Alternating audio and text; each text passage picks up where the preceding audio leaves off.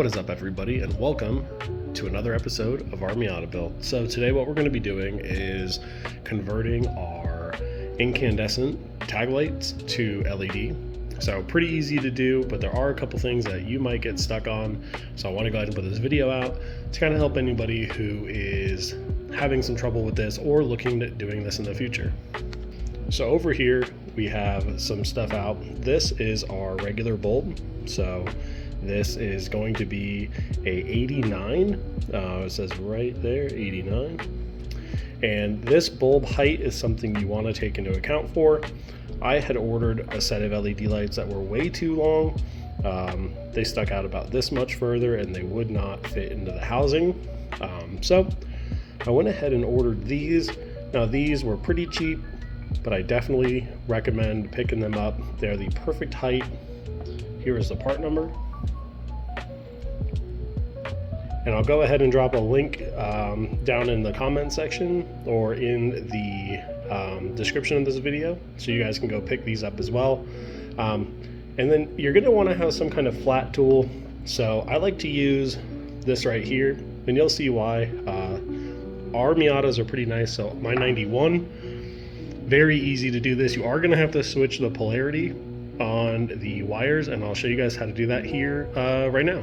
So after you guys get into your trunk, you're gonna have this panel here. Some of you might not, and they're gonna have these little push tabs. Now these are pretty easy to get out. You just pop this up and then the whole tab will come off. You might have one, you might have none.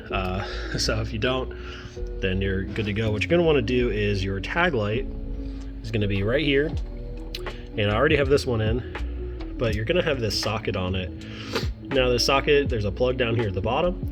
All you gotta do is disconnect that plug, and then what we're gonna do is we're gonna put that little tool right down in here.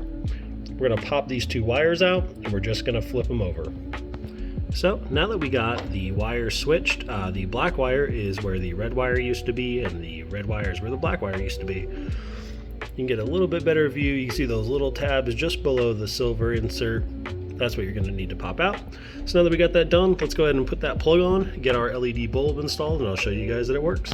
Now before we go ahead and put the bulb in, you want to make sure that inside of here your tab on the side there is out a little bit. I've seen some where they're kind of pushed in, or they might have corrosion.